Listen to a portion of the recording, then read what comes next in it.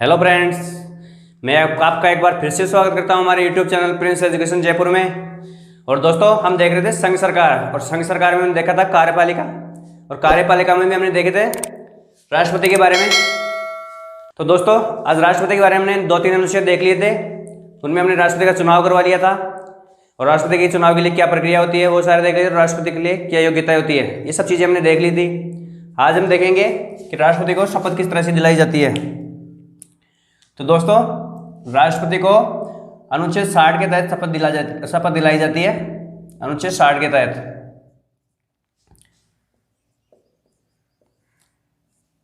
और दोस्तों, राष्ट्रपति को शपथ कौन दिलाता है?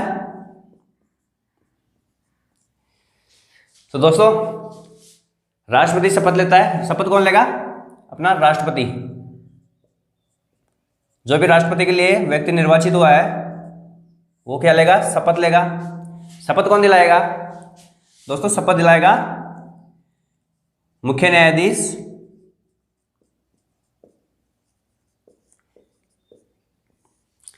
दोस्तों राष्ट्रपति को शपथ दिलाएगा मुख्य न्यायाधीश। अगर दोस्तों मुख्य न्यायाधीश अनुपस्थित है, या फिर उसने अपना त्यागपत्र दे दिया है, या वो रिटायर्ड हो गया है, तो उसकी अनुपस्थिति में कौन दिलाएगा? दोस्तों, उसकी अनुपस्थिति में दिलाएगा जो वरिष्ठतम न्यायाधीश है।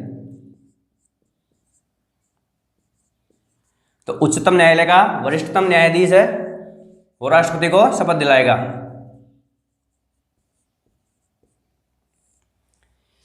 तो दोस्तों, हमने राष्ट्रपति की शपथ के बारे में देखा है कि राष्ट्रपति को शपथ कौन दिलाएगा? मुख्य न्यायाधीश, या मुख्य न्यायाधीश की अनुपस्थिति में वरिष्ठतम न्यायाधीश। अगर दोस्तों वो भी उपलब्ध ना हो तो उसकी जगह जो और वरिष्ठतम न्यायाधीश होंगे वो शपथ दिलाएंगे राष्ट्रपति को। ये प्रक्रिया है।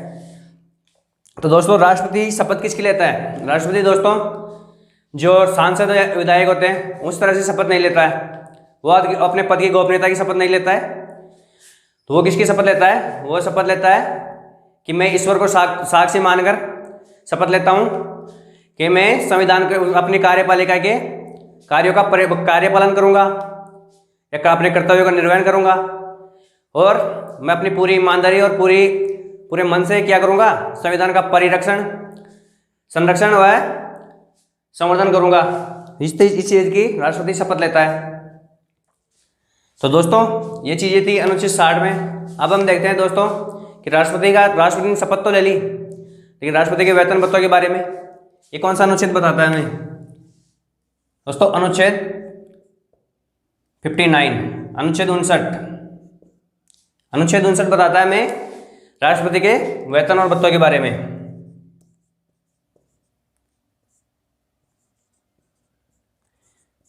वेतन भत्ते व उपलब्धियों के बारे में बताता है।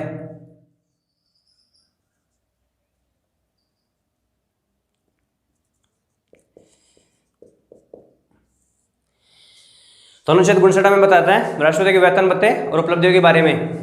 तो ये बताता है, इसमें दोस्तों कुछ बातें और भी हैं। वो ये कि राष्ट्रपति क्या नहीं होगा? कोई भी लाभ का पद धारण नहीं करेगा, या फिर किसी सदन का सदस्य नहीं होगा। अनुच्छेद 59 में बताता है कि जो व्यक्ति राष्ट्रपति के लिए निर्वाचित हुआ है वो क्या नहीं करेगा? किसी सदन का सदस्य नहीं होगा। जो संसद के कोई भी सदन है उसका सदस्य नहीं होगा वो।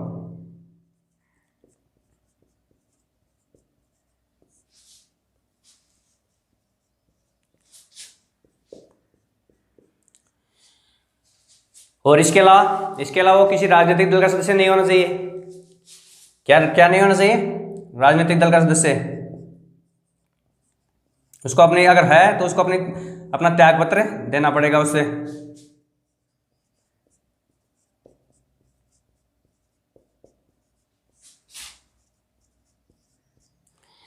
और इसके अलावा दोस्तों, राज्य विधानमंडल या फिर दोस्तों ऐसा कोई भी लाभ का पद जो भारत सरकार के अधीन हो वो धारण नहीं करेगा।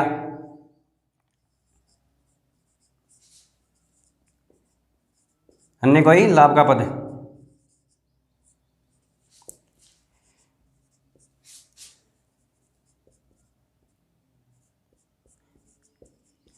क्या नहीं करेगा? वो अन्य कोई लाभ का पद धारण नहीं करेगा। ये सब बातें अनुच्छेद 59 में लिखी हुई है दोस्तों। इसके अलावा वेतन भत्तों के बारे में, तो वेतन भत्तों के बारे में लिखा हुआ है कि जो भी उपलब्धियां और जो वेतन भत्ते हैं वो राष्ट्रपति की पदावधि के दौरान कम नहीं किए जा सकते हैं। जो भी क्या मिलते हैं, जो राष्ट्रपति को वेतन और भत्ते मिलते हैं,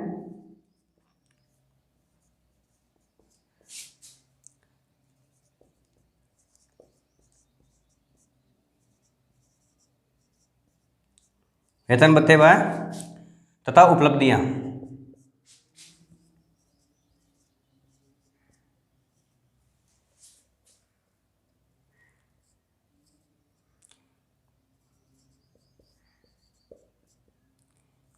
ये दोस्तों क्या होगा, राष्ट्रपति के वेतन भत्ते व उपलब्धियों को इसके कार्यकाल के दौरान कम नहीं किया जा सकता।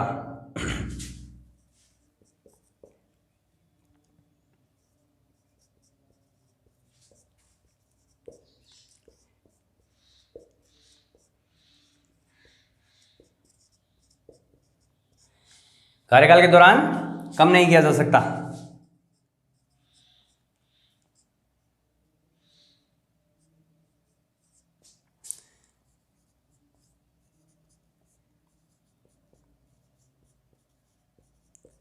तो दोस्तों ये चीज़ें थी राष्ट्रपति के वेतन भत्तों के बारे में। और दोस्तों प्रेजेंट में हमारे राष्ट्रपति को कितना वेतन मिलता है, तो दोस्तों प्रेजेंट में हमारे राष्ट्रपति को वेतन मिलता है 5 लाख।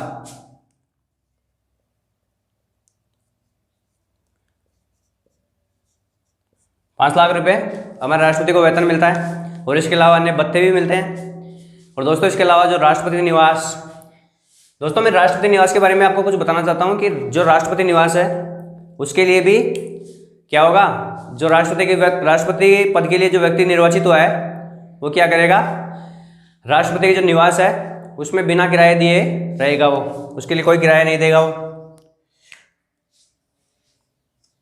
क्या नहीं करेगा, जो भी आवास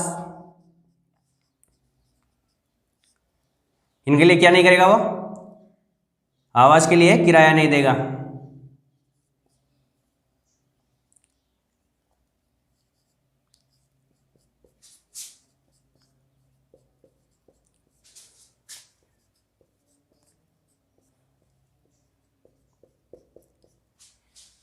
आवास के लिए किराया नहीं देगा।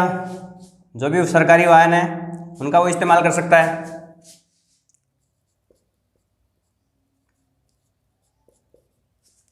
वाहनों के इस्तेमाल का वो क्या होगा, हकदार होगा।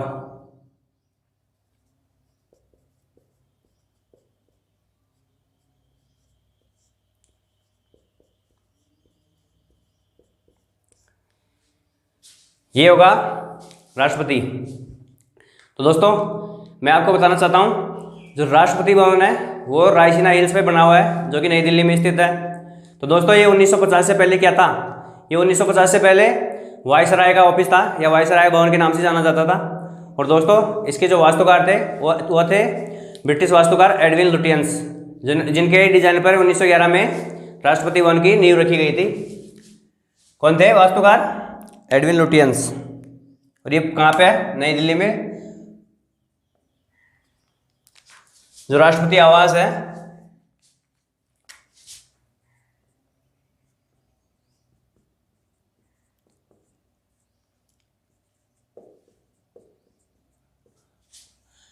दोस्तों ये विशेष लिख लीजिए आप, राष्ट्रपति आवास है कहाँ पे स्थित है, नई दिल्ली में रायसीना हिल्स पे।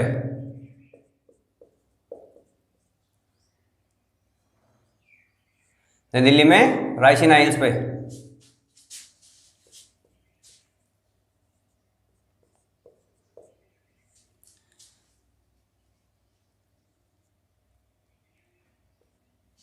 रायसीना हिल्स, इस पे क्या स्थित है, हमारा राष्ट्रपति भवन स्थित है। और दोस्तों ये किसकी डिजाइन पे बनाया गया था, अभी मैंने आपको बताया था किसकी डिजाइन पे, जो थे ब्रिटिश वास्तुकार।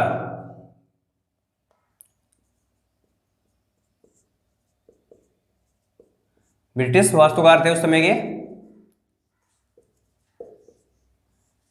जिनका नाम क्या था, एडविन लुटियंस।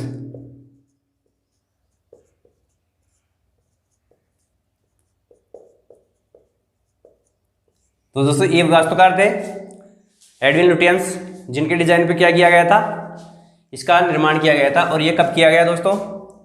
ये किया गया था 1911 में।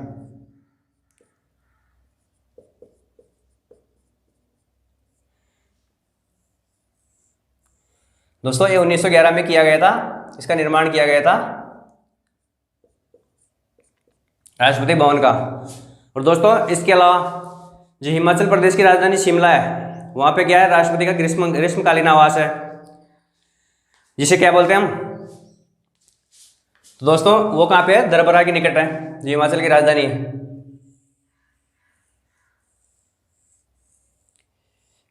यहाँ पे बताता हूँ मैं दोस्तों, जो ग्रीष्मकालीन आवास है राष्ट्रपति का,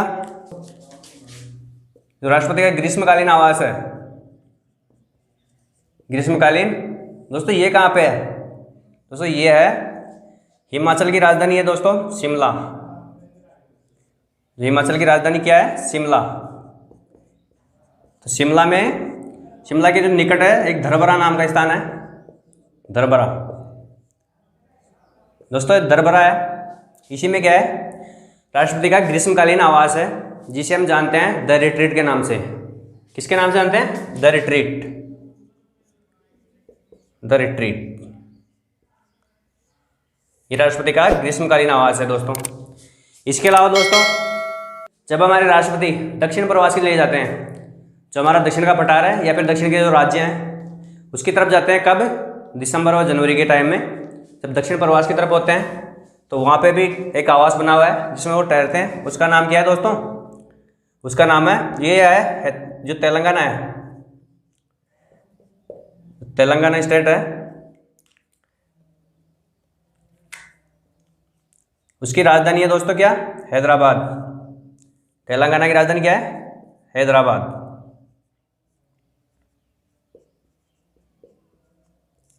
ये हैदराबाद में स्थित है, जिसे दोस्तों हम जानते हैं राष्ट्रपति निलयम के नाम से, राष्ट्रपति निलयम।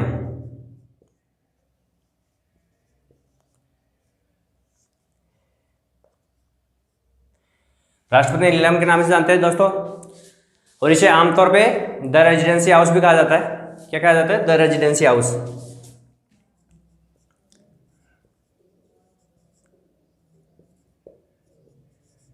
Residency house. तो रेजिडेंसी हाउस भी कहा जाता है किसको? राष्ट्रपति निलयम, जो दक्षिण भारत में हैदराबाद में स्थित है। तो दोस्तों ये थे कुछ राष्ट्रपति आवास के बारे में कुछ बेसिक जानकारी जो मैंने आपको दी। और दोस्तों एक बार स्क्रीनशॉट ले लीजिए, फिर हम आगे देखते हैं।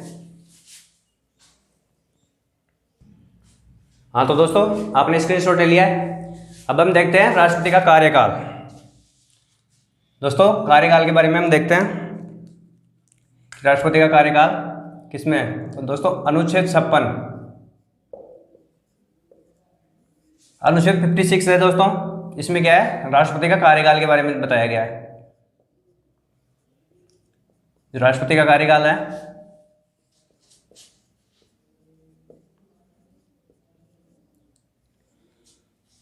तो दोस्तों जो राष्ट्रपति का कार्यकाल है इसके बारे में बताया गया अनुच्छेद 56 में दोस्तों। तो अनुच्छेद 56 में बताया गया है कि राष्ट्रपति का कार्यकाल कितना होगा, कितनी अवधि तक होगा? ये होगा 5 वर्ष। जो 5 वर्ष की अवधि होगी राष्ट्रपति के कार्यकाल की।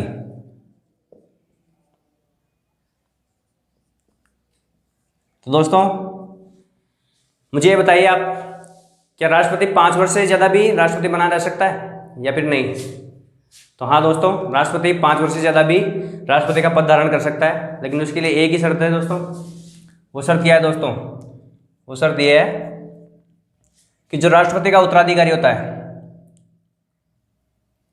जो राष्ट्रपति का उत्तराधिकारी होता है दोस्तों, उसका चुनाव होता है, लेकिन वो जब तक अपना पद ग्रहण नहीं करता, क्या उत्तराधिकारी जब तक अपना पद ग्रहण नहीं करता तब तक राष्ट्रपति क्या करेगा?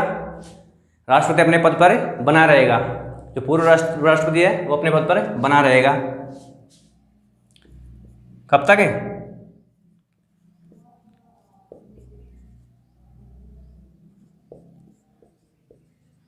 ये उत्तराधिकारी के पद ग्रहण तक है। जो नया राष्ट्रपति जब तक नहीं बन जाता तो ये अवधि तभी बढ़ सकती है जब उत्तराधिकारी पद ग्रहण करने में थोड़ा टाइम ले या किन्हीं कारणों से उसमें टाइम लगे, तभी वो 5 वर्ष से ज़्यादा हो सकती है। इसके अलावा कोई भी नहीं है। तो दोस्तों इसके अलावा भी इसमें और कुछ बातें हैं अनुच्छेद 56 में, तो दोस्तों इसके बारे में हम डिस्कस करते हैं। दोस्तों इसके अलावा जो राष्ट्रपति है उस पर दोस्तों, हाँ तो दोस्तों जो राष्ट्रपति है उसके क्या, वो कब कब अपना त्याग पत्र दे सकता है या फिर उसका कार्यकाल कैसे समाप्त हो सकता है दोस्तों, इसके बारे में हम देखते हैं। तो राष्ट्रपति का कार्यकाल की समाप्ति के बारे में देखते हैं दोस्तों, किस तरह से राष्ट्रपति का कार्यकाल या पद समाप्त हो सकता है। तो दोस्तों एक तो राष्ट्रपति क्या हो, वो त्याग पत्र दे दे, त्याग पत्र के द्वारा वो क्या राष्ट्रपति पद से हटाया जा सकता है। दोस्तों एक शब्द और लिख देता हूं मैं यहाँ पे, हटाना, कि राष्ट्रपति को किस तरह से हटाया जा सकता है। एक तो त्याग पत्र दे दे अपना। तो दोस्तों त्याग पत्र राष्ट्रपति किसको देगा, दोस्तों राष्ट्रपति अपना त्याग पत्र देगा उपराष्ट्रपति को, और उपराष्ट्रपति फिर क्या करेगा, उपराष्ट्रपति करेगा दोस्तों, और उपराष्ट्रपति इसे क्या करेगा, लोकसभा के अध्यक्ष है उसको क्या है प्रेषित करेगा, और वो लोकसभा में इसकी सूचना देगा कि राष्ट्रपति ने अपना त्यागपत्र दे दिया है।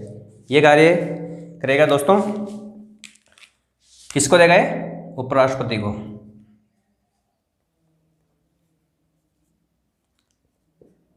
उपराष्ट्रपति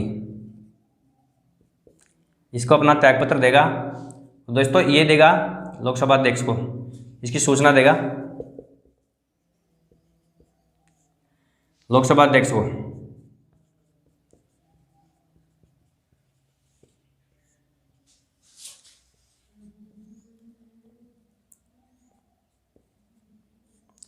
दोस्तों तो इस तरह से लोकसभा अध्यक्ष फिर क्या करेगा, लोकसभा अध्यक्ष लोकसभा में बताएगा कि राष्ट्रपति ने अपना त्यागपत्र दे दिया है।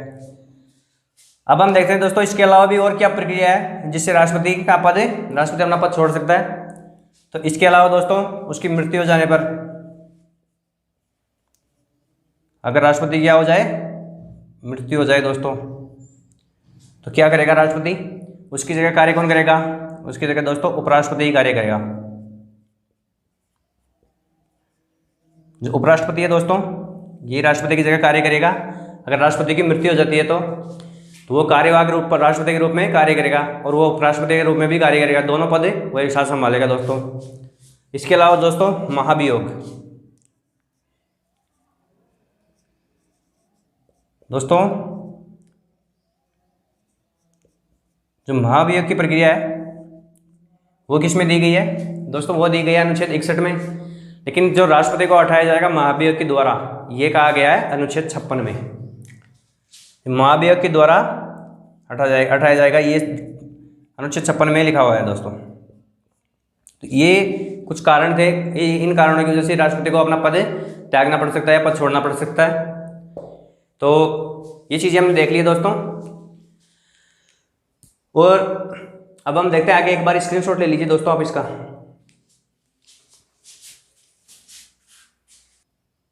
हाँ दोस्तों आप एक चीज़ और लिख लीजिए कि अगर उपराष्ट्रपति भी नहीं हो, उपराष्ट्रपति का पद भी क्या हो, खाली हो, तो क्या होगा, उसकी जगह कौन करेगा, CJI। दोस्तों जो चीफ जस्टिस ऑफ इंडिया है, अगर उपराष्ट्रपति ना हो तो वो पद संभालेगा किसका, जो राष्ट्रपति का पद खाली हुआ है। अगर उपराष्ट्रपति भी ना हो तो CJI पद संभालेंगे, और वो भी ना हो तो वरिष्ठतम न्यायाधीश।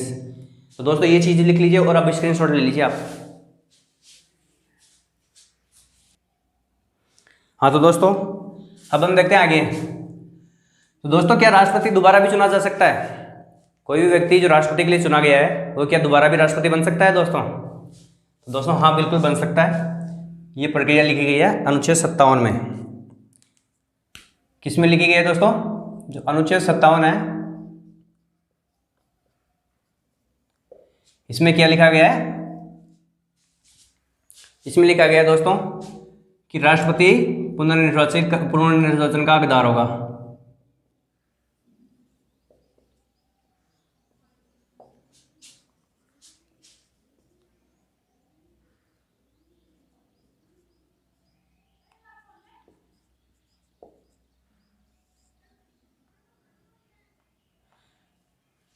राष्ट्रपति का क्या होगा, पुनर्निर्वाचन हो सकता है दोस्तों। कितनी बार? तो दोस्तों ऐसा हमारे संविधान में कोई भी नहीं लिखा गया है, कोई भी शब्द ऐसा नहीं है कि वो बताता है कि राष्ट्रपति पुनर्निर्वाचित हो सकता है या नहीं हो सकता है। तो राष्ट्रपति कितने भी बार पुनर्निर्वाचित हो सकता है। दोस्तों डॉक्टर राजेंद्र प्रसाद 2 बार निर्वाचित हुए थे। दोस्तों पुनर्निर्वाचन कितनी बार हो सकता है, दोबारा भी या फिर कितने भी बार?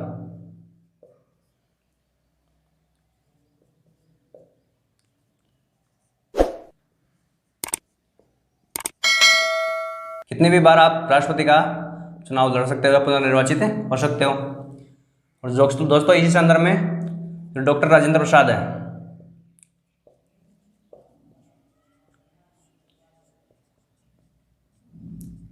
डॉक्टर राजेंद्र प्रसाद दोस्तों ये 2 बार राष्ट्रपति रहे हैं। कितनी बार? 2 बार। तो 2 बार ही राष्ट्रपति रहे हैं। और दोस्तों इनके अलावा केवल भारत में हर व्यक्ति एक ही बार राष्ट्रपति रहा है।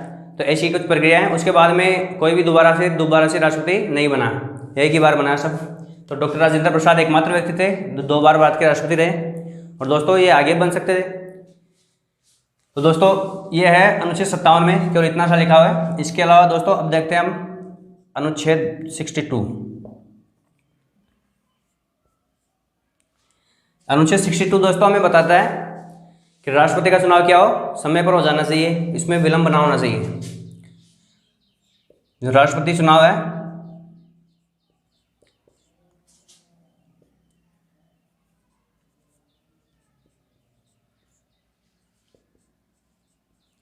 ये क्या हो, समय पर। राष्ट्रपति चुनाव क्या हो, समय पर होनी चाहिए। तो दोस्तों राष्ट्रपति चुनाव क्या है, समय पर पूरा होना चाहिए। और ये कब है दोस्तों, इसके लिए ये होना चाहिए जो 5 वर्ष की अवधि है।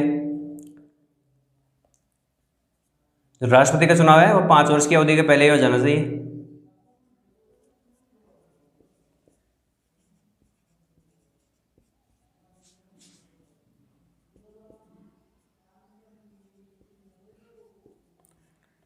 पाँच वर्ष की अवधि है दोस्तों। जैसे कि कोई राष्ट्रपति निवर्तमान राष्ट्रपति है, जो प्रेजेंट में जो राष्ट्रपति है दोस्तों, उसका अपना कार्यकाल पूरे होने से पहले ही क्या हो, उसके 6 महीने पहले ही चुनाव संपन्न करवा लिए जाने चाहिए, ताकि जब वो अपना पद छोड़े तो राष्ट्रपति का पद खाली ना रहे।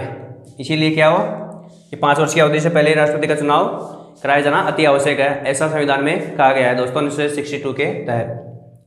तो दोस्तों अब हम देखते हैं अनुच्छेद 61 के बारे में। दोस्तों अनुच्छेद 61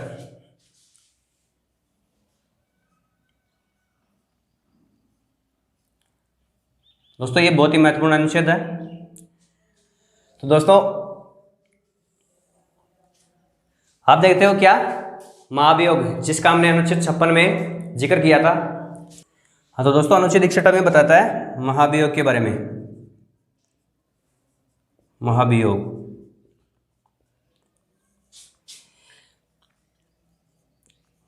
वाइज की प्रक्रिया के बारे में क्या बताता है हमें, अनुच्छेद 61। तो दोस्तों क्या महाभियोग की प्रक्रिया केवल अनुच्छेद 61 में ही है दोस्तों, और इसके बारे में किसी और अनुच्छेद में भी कहा गया है क्या?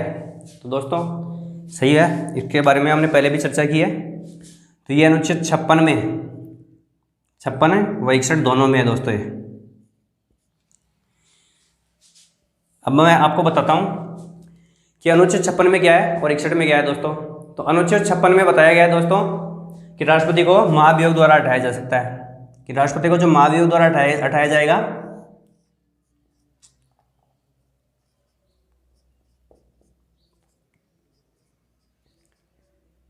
महाभियोग द्वारा हटाने की प्रक्रिया है ये दोस्तों किसमें है, 56 में।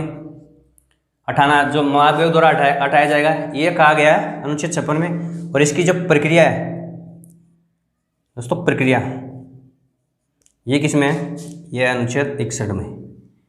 दोस्तों इसमें कन्फ्यूजन नहीं होना आपको। एग्जाम में क्वेश्चन आ जाए कि राष्ट्रपति को महाभियोग द्वारा हटाया जाएगा, ये किस में कहा गया है, तो दोस्तों ये अनुच्छेद 56 में कहा गया है। और इसकी प्रक्रिया ये किस में है दोस्तों, ये अनुच्छेद 61 में है। अगर क्वेश्चन ऐसा आ जाए आपके पास, और अगर ये आ जाए कि महाभियोग, राष्ट्रपति को महाभियोग द्वारा हटाया जाएगा, ये किन अनुच्छेदों में है, तो दोस्तों ये इसके में अगर आप ऑप्शन में दोनों आ जाए कि 56 व 61 दोनों, तो दोस्तों वो ऑप्शन सही रहेगा। तो इस तरह से आपको करना है। तो दोस्तों राष्ट्रपति को महाभियोग द्वारा हटाने के लिए क्या होना चाहिए? ये कोई भी दोस्तों, पहली बात तो ये कि ये लोकसभा की, मैं इधर समझाते हैं दोस्तों आपको ये चीजें। दोस्तों ये जो संसद के दोनों सदन है, कौन कौन से? एक लोकसभा, दूसरा कौन सा? राज्यसभा। दोनों में से कोई से भी सदन में प्रस्ताव लाया जा सकता है।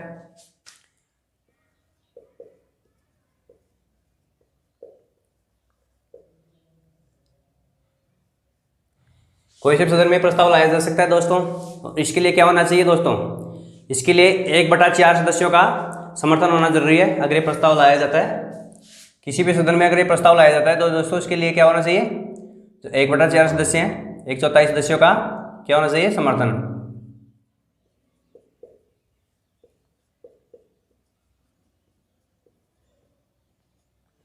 एक 1/4 सदस्यों का समर्थन होना चाहिए प्रस्ताव लाने के लिए राष्ट्रपति के खिलाफ महाभियोग का दोस्तों।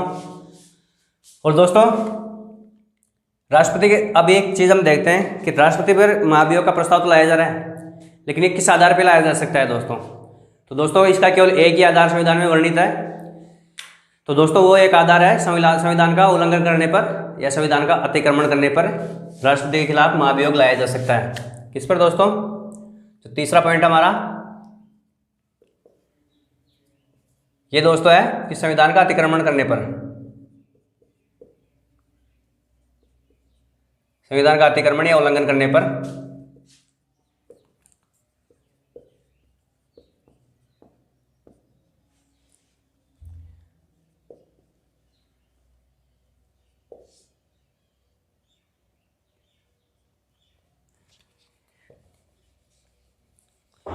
तो संविधान के अतिक्रमण पे ही क्या क्या लाया जा सकता है दोस्तों? ये प्रस्ताव लाया जा सकता है। तो दोस्तों अब देखते हैं हम चौथा पॉइंट कि जो प्रस्ताव तो लाया जा रहा है सदन में, उसके लिए 1/4 सदस्यों का समर्थन होना चाहिए और संविधान के अतिक्रमण पर क्या होना चाहिए? क्या होगा? उसी के आधार पर लाया जा सकता है। लेकिन क्या होगा? प्रस्ताव पर चर्चा से पूर्व क्या है? 14 दिन की पूर्व सूचना देनी जरूरी है राष्ट्रपति को। क्या? 14 दिन की पूर्व सूचना।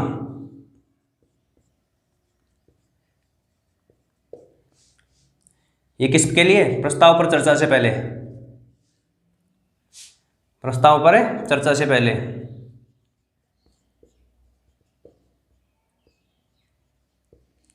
प्रस्ताव पर चर्चा से पहले दोस्तों 14 दिन की पूर्व सूचना राष्ट्रपति को दी जानी आवश्यक है। और 5वां पॉइंट अपना है, 5वां पॉइंट है दोस्तों कि राष्ट्रपति को पक्ष रखने का अधिकार दिया जाएगा। पक्ष रखने का अधिकार।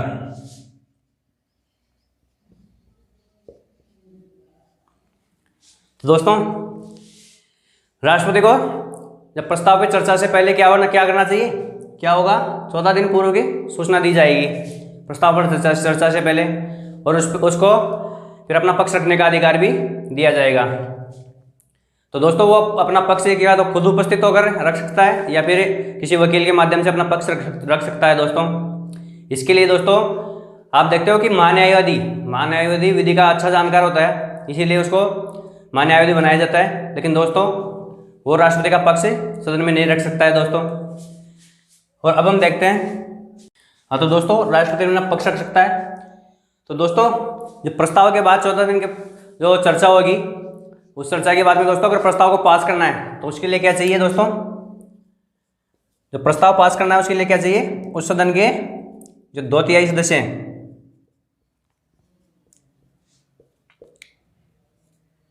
2/3 सदस्य हैं, उनका क्या चाहिए? सदस्यों का बहुमत।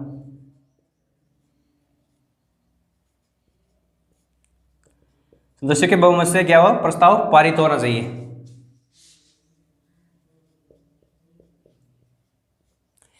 और दोस्तों जो दूसरा सदन है, हमने देखा कि किसी भी सदन में प्रस्ताव पेश किया जा सकता है और उसके बाद में जो प्रस्ताव को पास करने के लिए उस सदन के 2/3 सदस्यों का बहुमत से पारित होना चाहिए। लेकिन जो दूसरा जो दूसरा सदन है दोस्तों, दूसरा सदन, इसके भी 2/3 सदस्यों के बहुमत आवश्यक है।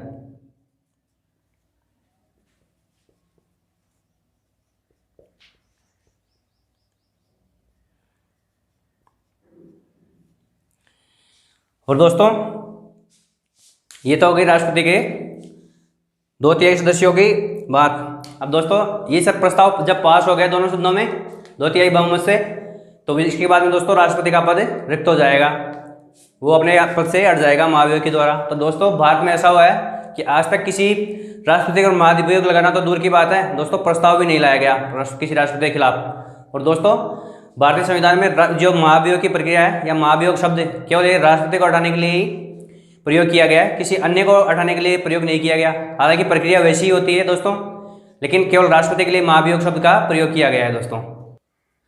हाँ तो दोस्तों मैंने आपको बताया था कि जो राष्ट्रपति के निर्वाचन में दोस्तों केवल निर्वाचित सदस्य ही भाग लेते हैं, लेकिन दोस्तों राष्ट्रपति को हटाने में निर्वाचित प्लस मनोनीत दोनों प्रकार के सदस्य भाग लेते हैं दोस्तों।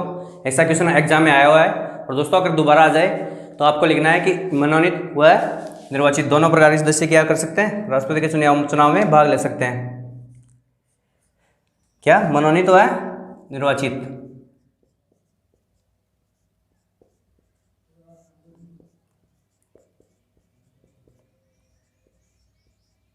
जो मनोनीत और निर्वाचित सदस्य हैं दोस्तों दोनों ही राष्ट्रपति के चुनाव में भाग ले सकते हैं दोस्तों।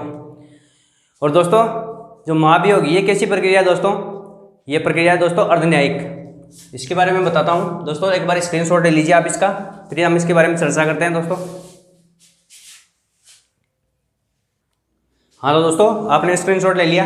और दोस्तों मैंने आपको बताया था भी कि महाभियोग कैसी प्रक्रिया है, अर्धन्यायिक प्रक्रिया। तो दोस्तों कितने प्रकार की प्रक्रिया होती है दोस्तों, एक तो वैधानिक प्रक्रिया होती है, वैधानिक, और एक होती है न्यायिक। इसके अलावा दोस्तों एक होती है अर्धन्यायिक।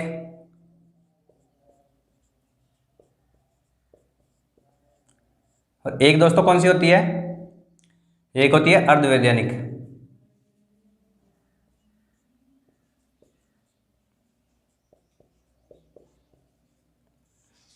तो दोस्तों वैधानिक प्रक्रिया उसे बोलते हैं जो संसद में कानून निर्माण होता है,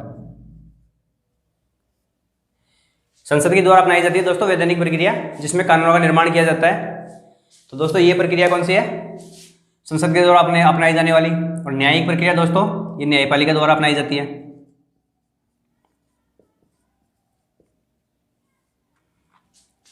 ये दोस्तों न्यायपालिका के द्वारा अपनाई जाती है।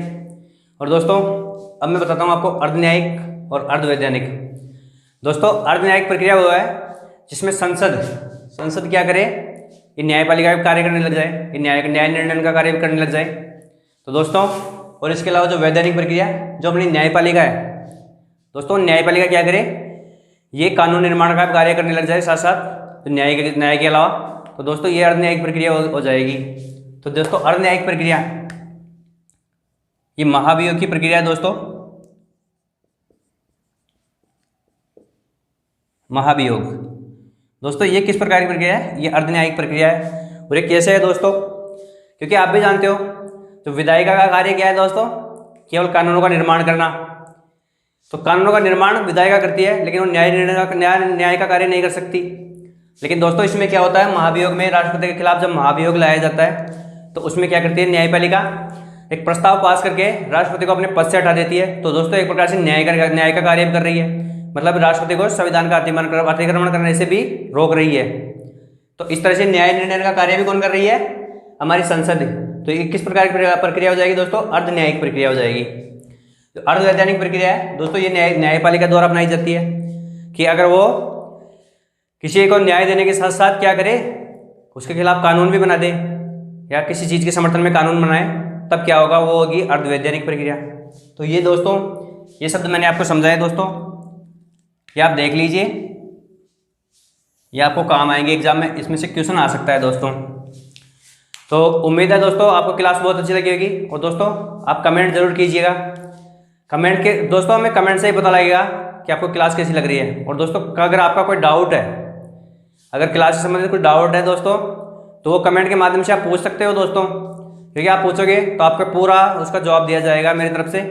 तो दोस्तों आप क्लास को अपने दोस्तों के साथ शेयर जरूर कीजिए दोस्तों, वीडियो को लाइक कीजिए, चैनल को सब्सक्राइब कीजिए दोस्तों, और हमें आगे बढ़ाने के लिए आप दोस्तों लगातार प्रयास कीजिए, अपने दोस्तों के साथ शेयर जरूर कीजिए दोस्तों, और हम आपके लिए बेहतरीन से बेहतरीन कंटेंट लाते रहेंगे दोस्तों। और मुझे उम्मीद है आज की क्लास आपको बहुत ही अच्छी तरह समझ में आई होगी। और दोस्तों अगर ना समझ में आई तो बार बार क्लास को देखिए दोस्तों, क्योंकि अगर आपका कॉन्सेप्ट क्लियर होगा तो दोस्तों किसी भी प्रकार का क्वेश्चन दे दिया जाए, क्या होगा, आप उसमें अटकोगे नहीं, आप आराम से कितने भी प्रकार से अगर क्वेश्चन को घुमा लेगा एग्जामिनर तो भी आप उसका आंसर आराम से दे सकते हो दोस्तों। तो दोस्तों अब मिलते हैं नेक्स्ट क्लास में, तब तक के लिए थैंक यू वेरी मच।